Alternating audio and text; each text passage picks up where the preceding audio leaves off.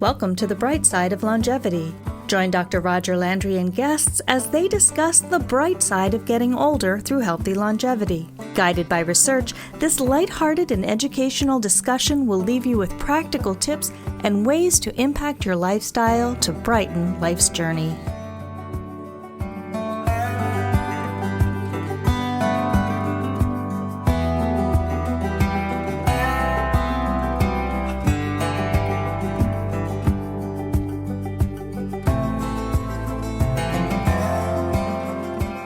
Well, welcome everybody.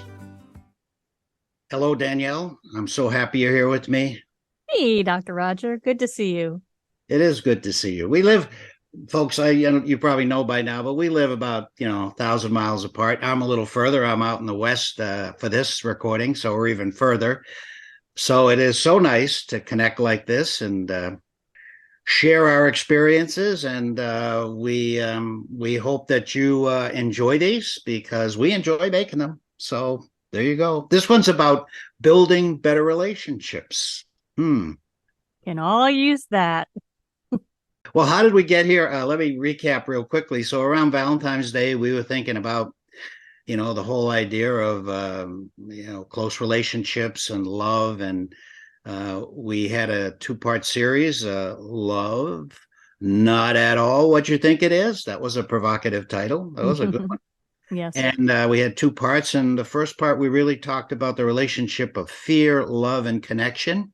And if you didn't hear it, I highly recommend you do, although you don't need that to appreciate this one. And the second one was really drilling down a little bit about what love really was. And we had the help of some specialists in this area, and basically it boiled down to having someone have your back. That's really what love is about. And that led to, if we're going to be talking about this and connecting to others, we should talk about interpersonal skills. And we do that because, as you've heard us so many times, right, Danielle, we talk about how important social connection is to our health, our longevity, our quality of life, because we're social creatures. We're born that way. And, we don't do well in isolation. We get sicker. We get more heart disease, more cancer, more dementia. And we just tend to be unhappy people. So we're better together. So if we're going to be together, we ought to know how to communicate, right? Exactly. We might be hardwired for social connection, but interpersonal skills we definitely need to learn. Yeah, you're going to need that person, but you keep driving them away and you don't understand why, So that's what we want to talk about, because we all fall into some traps and habitual ways of interacting, or we don't pay attention. So this is a good one, and preparing for it with you, Danielle, I have to say, and I learned some things, so it's never too late, right? to learn new things. So Paula will be happy with some of these. Paula is my wife of many decades, and so she's going to appreciate what I learned from this. So yeah, I'll send her my coaching bill after the show. That's right. You should. She'll be sending you thanks. So let's first of all, why should there be problems with interpersonal communication? That's sort of an abstract question, but I think as we thought about it, I think we always talk about the hunter-gatherer times, and we live in tribes, and that was the way we lived for most of the time. And now we're in our very fast-paced, high-tech, production-oriented, time-oriented society. So the pace of life sort of doesn't allow for just taking the time to really attempt to communicate. It isn't just functional the way it is today. You have to communicate to buy a loaf of bread, or to tell your wife where you're going, or whatever. But real communication takes patience and time, and sort of take a time out, so to speak, right, from life. Yeah, I have an interesting story. Dr. Barbara Fredrickson did decades of research on mindfulness and connecting with people. And she said that she made a grave mistake the first few years of her marriage, because her husband would call her at the office on lunchtime just to see how she was doing and how her day was going. And she would say to him, I have just spent 13 minutes on the phone with you. Now I'm behind on work. So she calculated the exact minutes of the call. And Whoa. she later went on to say, I missed a chance of having a really deep moment of connection with my husband. And it took years of research to realize, wow, I was approaching it wrong. Wow, that's brutal. 13 minutes. Yeah, no, but she acknowledged it and she talked about it. And that's almost it. You have to call a timeout because we're all rushing around and we all have schedules. And people can't just be afterthoughts if we're going to have the kind of healthy connection to others. Absolutely. And part of this society also, we've talked about this so many times, you more than I, you're the guru in this, and this is all about being mindful, being present, being in the moment. And this is very similar to what we just talked about, but Barbara was not in the moment. She was thinking about all the things that she wanted to do or had to do and how he interrupted it. Yes. And so mindfulness, as we discussed, is always key. Yeah, being there, wherever you are, be there. Whoever you're talking to, be there. And it's hard for us today because of the pace we live. But even as we speak to someone, we're thinking about what we're going to say next, not really listening to what they're saying.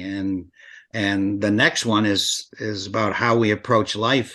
As a self-centered approach to life, like we're the center of the universe and everyone else is out there. And when you attempt to have a conversation or interact with someone, that doesn't lend itself to being a very fruitful communication. If it's not so much you feel better than them, but you're more focused on you. You're the important thing, and you may be thinking about what you're going to say to them. You may be thinking about other things, like even how you look, right? Yeah. So they're listening to respond versus listening to understand.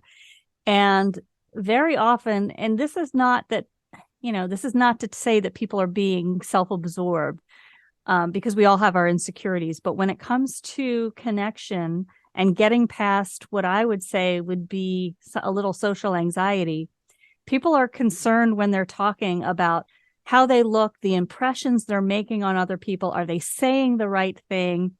And they miss that moment of connection where, if we're other-centered, not only does it take the pressure off of how you are being and you focus on the other person, but it just makes communication so much better. So we're all dealing with this. This is how we live today. And that's difficult, but just being aware of the fact that because we live in today's society, that we're kind of wired to not have significant interpersonal relationships and periods of communicating with someone. So just being aware of that so that we pay attention to it and that we are there in the moment, that we take time to listen more than respond. I like that. Listening to understand. Before we move on, I'm just curious your opinion, Dr. Roger.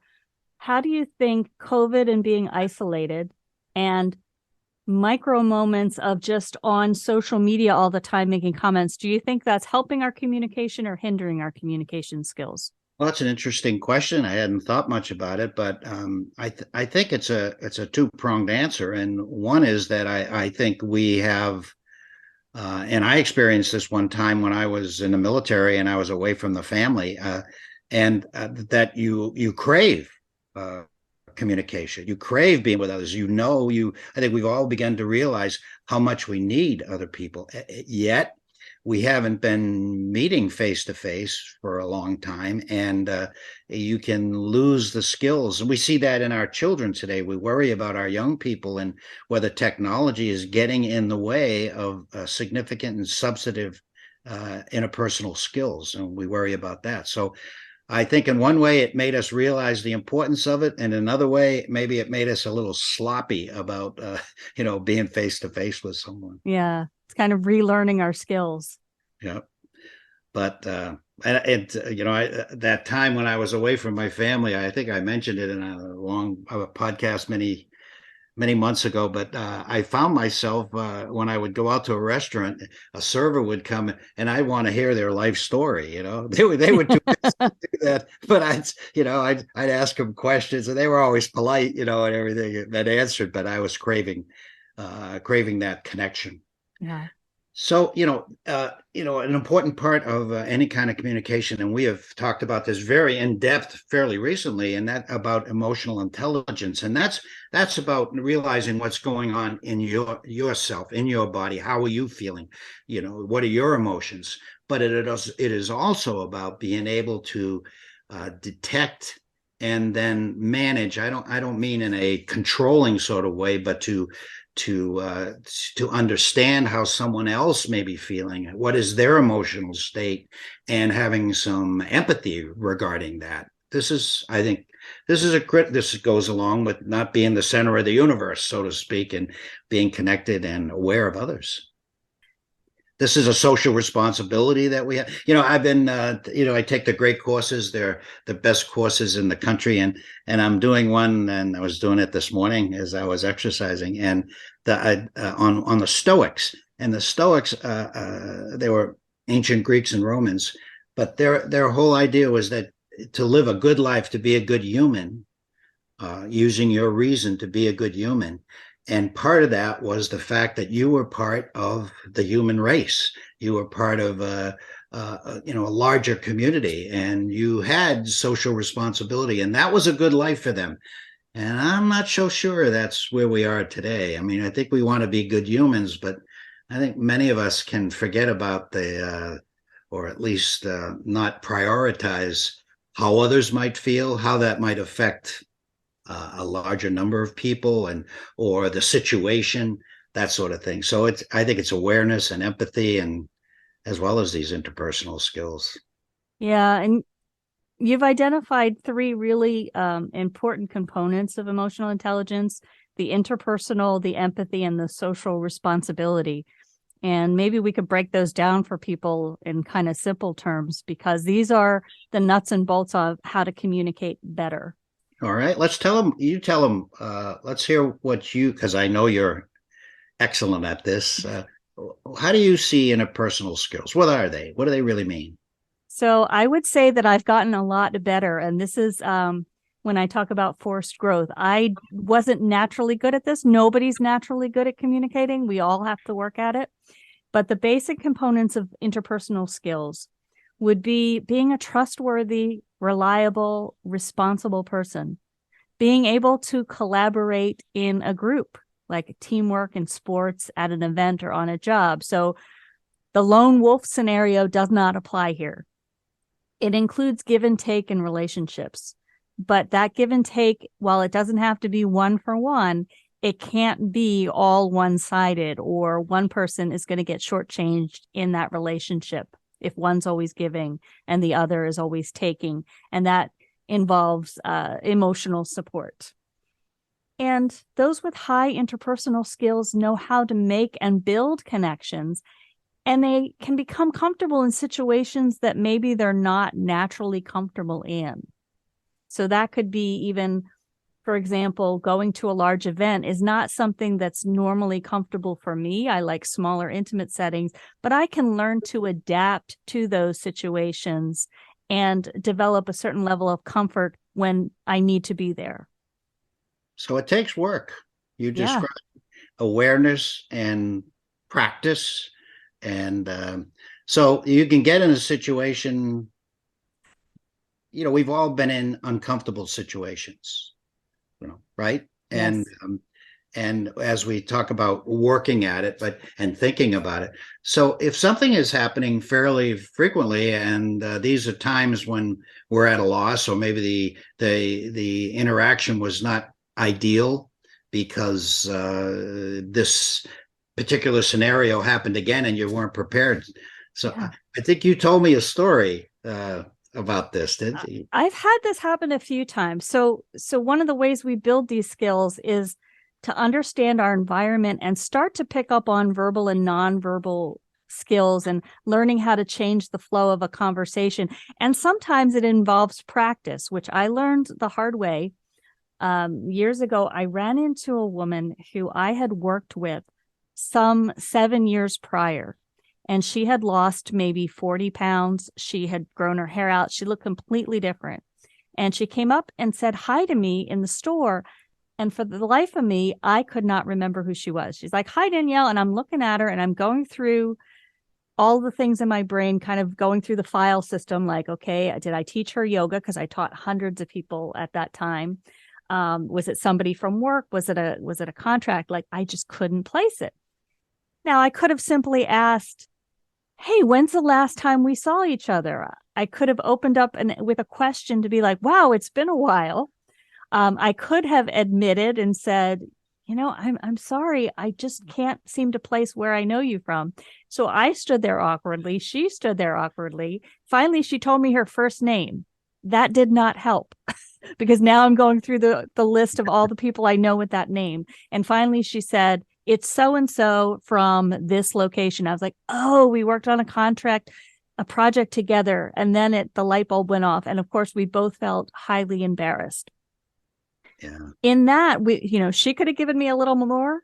I could have asked for a little more. And even just admitting, for some reason, your face is familiar. Why am I? And then I could have said, "Hey, you look great. I didn't, outside the stress of work, I didn't recognize you," or made a joke.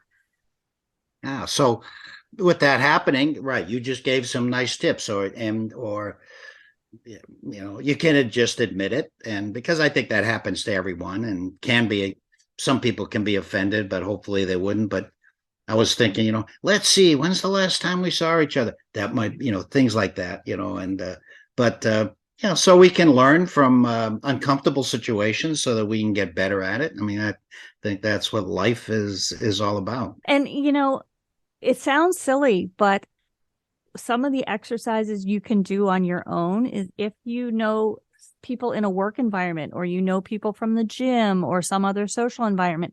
Imagine you ran into them in a completely different situation, say the movie theater.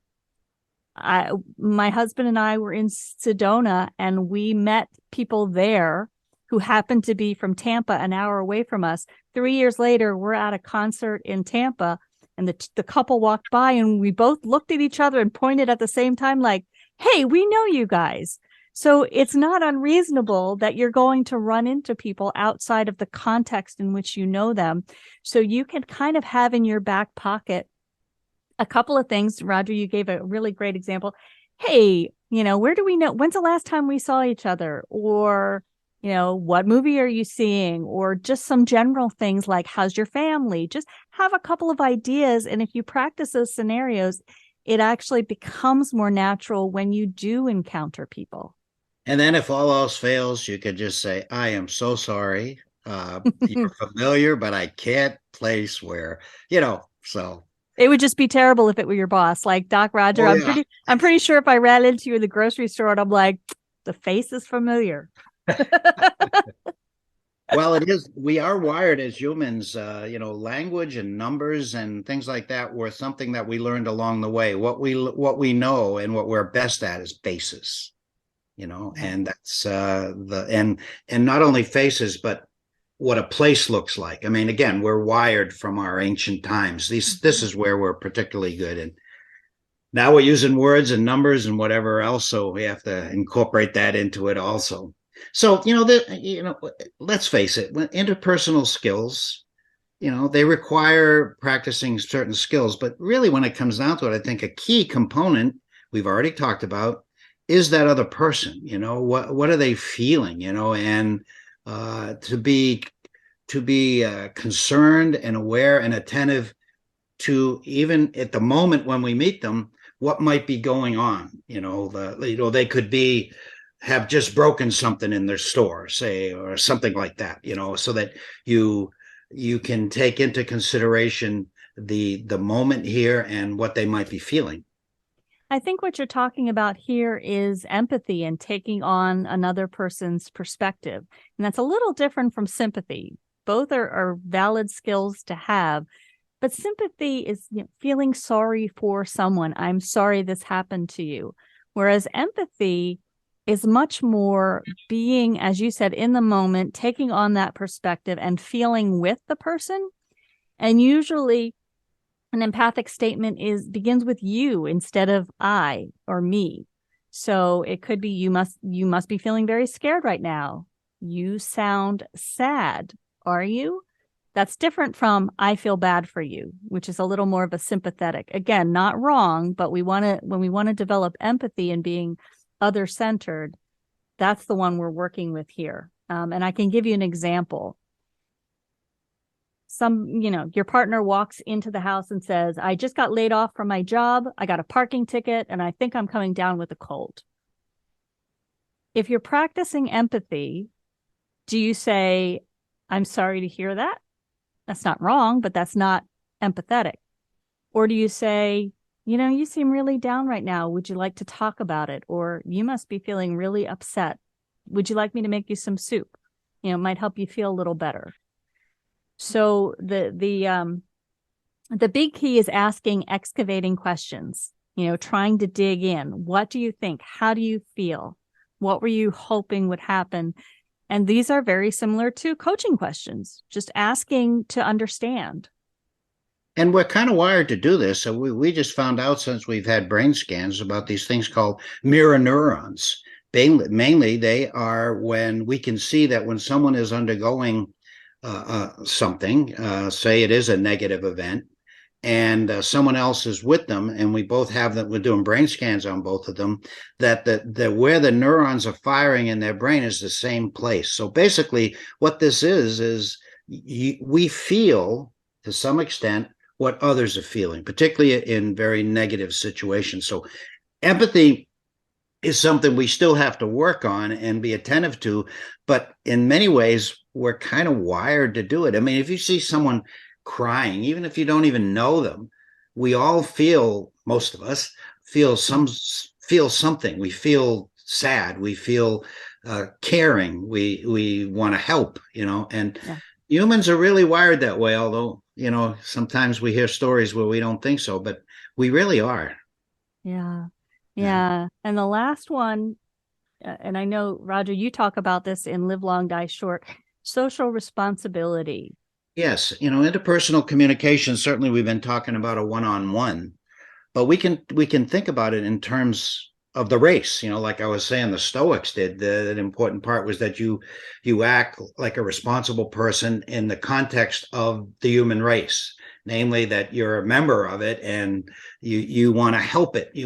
Your action should not hurt others or the group that you're in, or maybe the race. That's a little grandiose, but certainly the group we're in or the situation. So having the sense that what you do and what you say should be a benefit to, again, not only the individual, but to the greater good, that and it contributes to the greater good of whatever group or a situation that you're in. And that's where things like certainly volunteerism and having a sense of purpose, but that purpose is not only about you. It is important, your purpose, but also a purpose that, again, enhances is for the benefit of the greater good, enhances the group you're with or the situation that you're in. And that is really a core of interpersonal skills, for sure. And it can be small, right? So if it's somebody who has significant health challenges and they're like, well, I can't volunteer or commit to a certain amount of time, but random acts of kindness, simple little things, even asking yourself in the morning when you go outside, how can I make everyone's day a little better? Everyone I meet, how can I brighten their day? Whether it's a smile, whatever it is. Exactly. And that's self-serving. You're going to feel better when you do that. You really will. You may initially say, I don't want to do that. I'll feel like a sucker. No, you will feel better. We are wired to do that. And that's what we're talking about. And anyone that I've spoken with through coaching who finds that purpose, it's the key out of a lot of stress. And if they're prone to depression, just focusing on helping somebody else. Not, as you said, it makes you feel better, feeling as if you're doing something worthwhile. You have a place in the world. Sure. When you open a door for someone and they acknowledge it, they feel good about that. What does they say? Passing it on, sort of that sort of thing. Someone in a drive-through pays for the person behind them, and what they find is when that happens, that person pays for the one behind them, and it's no, it is something that we honestly do feel better, but we have to take the time, and we have to know how to do it.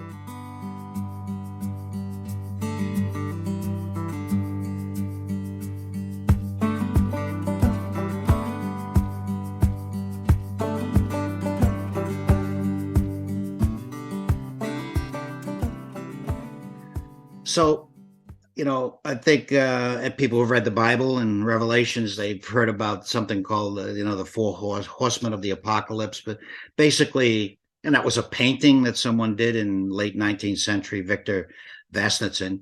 But this was about the things that would cause the end of time, the apocalypse. And the four horsemen are supposed to represent death and famine and war and conquest. But Dr. Gottman at the University of Washington has brought a whole new take relative to interpersonal skills, hasn't he? So Dr. Gottman and his wife run an institute where they can tell with 93.6% accuracy if the couples coming to see them are going to stay together or get divorced, based on his version of the four horsemen. So I think it would be really great if we broke these down a little. Maybe we can go through what they are and how to remedy them. Does that sound okay to you? Yeah, and I think it's good too. Even for someone who's not married, they focus on marriages, but this is for interpersonal skills with anyone really that you want to have substantive connection to. So they start with criticism. In what context? What does it mean in this context, Danielle? Criticism is exactly as you think it would be. Somebody shows up late for dinner because they got stuck in traffic or late for work. And the other person might say, "Oh, you're always late and you didn't bother to call me. I was worried about you. Why do you always do this to me?" Just basically the nitpicking, the you. That's a big one, criticism. Yeah, it sure is. How we would respond. And probably how we would respond to that would be the next one, defensiveness, right? Yeah, becoming the victim, saying, "Well, I couldn't help that I was stuck in traffic. I didn't have a signal. I didn't know I was going to get stuck at work." Just like I have to defend. I feel like someone's attacking me and I need to defend myself. Yeah, it's a normal human reaction. And the next one is stonewalling, which is basically, related to the others. It's, and as a guy, I particularly or maybe tend to go this way in certain situations. And that's about withdrawing, in order to avoid an argument. Yeah. So if there's consistent criticism, that can lead to defensiveness, but it also can lead to this stonewalling. Yes. And there's two parts to stonewalling. There's chronic stonewalling. We never talk about the bad stuff. We just know, not doing it. It's like talking to a wall. And then there's the stonewalling, which we'll talk a little more about, where somebody is just flooded with those fear response that we talked about, where they can't talk because they're in such a state. And so we can talk a little bit about how to remedy that in just a moment. But stonewalling is when things begin to escalate, and it's pretty bad. But the worst. Yeah, the worst one. And this is when the knives come out, the gloves come off, and that's contempt, and that is sarcasm. It's calling names. You're an idiot, things like this. You don't know how to do anything. You've never been able to, right. Things. And this is tough. It goes from the criticism of like, "Oh, you never call me, when you're going to be late, and that was an inconvenience," to "You're an irresponsible, horrible person." It's just that level of disgust. Even I could probably predict that a couple won't stay together if they're doing this one regularly. Yes. So this is tough. So what, how might we've described it, what kind of remedy might there be? Because we all fall into these traps of doing this. Yeah. So for criticism, some of it is talking about feelings. For example, the person arriving late without calling. I was legitimately worried about you, so I was feeling very, very upset that something happened. I would really appreciate a phone call in the future if you can, or something, and you're putting it in a positive spin, like, I'm concerned about you. It's not that dinner's getting cold. It might be that dinner's getting cold on the table, but more than likely it's, I feel that as if I'm not being respected in some way. So putting the positive spin can let them know how you're feeling versus you, and putting it in kind of condemnation. It makes sense. It absolutely does make sense. How about defensiveness? What would you recommend there? Now that's the receiving person, say the person who is late, for example, saying, I'm really sorry. I was stuck in traffic and I, next time I will make sure that I send you a text before I get on the road if I think I'm going to be late, getting home. And I'm sorry I worried you. Apologize if needed. And realize that it's not meant to be a personal attack. In a really loving relationship, it's not meant to be an attack. So not getting defensive and just taking a step back and practicing empathy and understanding, okay, I understand why the other person is feeling upset. Yeah. Again, that makes sense. So stonewalling, since I'm the guy, I probably should take a stab at this one. This is, there is a moment when it can get heated in things, like with even contempt or criticism, where you do want to take a step back, step away for a minute, but not as a strategy for long periods of time. Like if it's getting heated, walking away or withdrawing for a few moments and taking a break, that makes sense. But when it becomes a regular strategy that you're withdrawing from any sort of interaction that's there because you're afraid that it will go into an argument or that sort of thing, that once again, that I think it's pretty intuitive that that's not going to lead to substantive interpersonal communication if you're just basically not communicating at all. You're not dealing with whatever is the barrier to a good interaction. And you got anything to add to that, Danielle? Yeah, well, this one's a really tricky one. When I've spoken with couples, there's usually the one person, and I tend to be this person, that when there's a conflict, I want to talk about it and resolve it now. I don't want us to be angry. I want us to be in love and happy. So we must discuss it now. But a lot of times the other person might need, if they're flooded with that fear response, they're feeling criticized, they're feeling defensive, they might need 20 minutes to walk away, or else they're going to say something unkind. And they know this about themselves. So they need time, about 20 minutes to decompress and come back.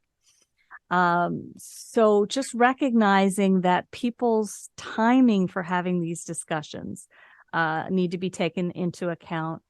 And when people are withdrawing constantly, that's a good time to possibly either seek support or practice some of those interpersonal skills and agree. We're going to talk about these things, but we're going to try to do it in a way that's not attacking, that's coming from a place of love. You're talking like someone who is a counselor, someone who's a coach. It could be a coach. It could be it could be a therapist. It could be a minister. If in your faith you have somebody that you feel comfortable talking to, and some of it is just practicing. You almost have to have rules for engagement. And if you find that you're being overly critical of one another or getting overly defensive, maybe coming up with practicing, instead of saying, you always say, I'm feeling this, and this is a response to this particular action, and separating the person's character from the action. And it takes practice. For some, for some, it might be more natural, and for some, it's going to take a little more work than for others. Yeah, and this is emotional intelligence. Once again, you got emotions going on inside of you. There are emotions in the person you're interacting with, and how to manage those is critical. But this one, the contempt one, there was a book many years ago when I was starting out. It was called The 1 Minute Manager, and basically is how do you manage someone who's not really doing the job, or in some way isn't measuring up. And it was starting with some praise, so that it wasn't what you said wasn't viewed as all negative, and in this case, all contemptuous. So perhaps saying, instead of saying you're an idiot, to say, when you remember things, it is so, I appreciate it so very much, and so maybe we can talk about why sometimes you don't do those things, or that sort of thing. So it's not a question that you're a scumbag and pond scum. You are a good person, basically. And let's talk about how we can sort of have more of that than the things that make me angry. Yeah. And with contempt, before it gets to that point, a really good exercise is going to lead us to probably our biggest takeaway from this podcast episode. If we start to notice their qualities and tell them regularly, I've gotten in the habit, my husband might make coffee every day. He might empty the dishwasher, take the dog out every day. And every day I say, hey, thank you for taking the dog out. Thank you for taking the trash out. He says, thank you for making dinner. We never take for granted what the other person is doing, because you never want to get to the point like, wow, they don't even notice anymore. So the reason I'm bringing that up is Gottman's golden rule. And you hear this a lot in workplace environments, but it applies to relationships. Because of our negativity bias, we need about 5 positive interactions to 1 negative interaction. And those interactions could be a hug, a smile. So I really think it's important for people to take notice of their current interactions and see where they stand. And some exercises might include, at the end of the day, telling your partner a few things that they've done for you and verbally expressing gratitude. In our house, we tend to do it throughout the day, but however it works, but really take stock, because some people might be surprised at how much negativity is there that they don't even realize. Yeah. That's true. The golden rule, that's something to live by. Well, and Dr. Gottman and his wife have given us so much good advice here, but there's a best remedy, isn't there? Yeah, this one I keep in mind all the time in all of interactions.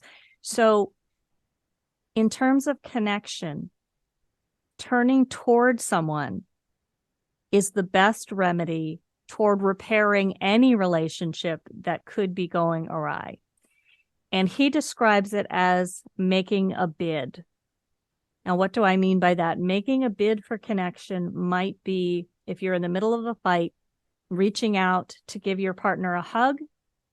If they hug you back, they've accepted the bid. You both want to connect. Versus if they flick your arm away, like, don't hug me.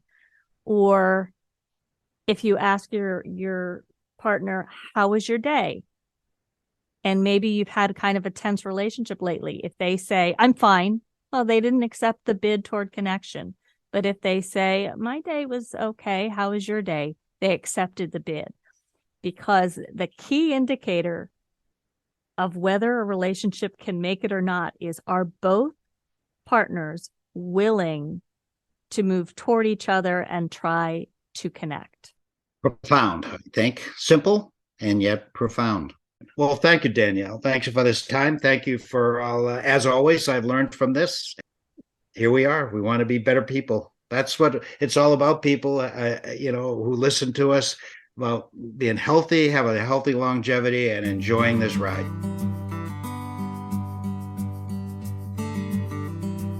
You've been listening to Dr. Roger and Friends, The Bright Side of Longevity. If you like the show, please rate and review, and be sure to click to follow.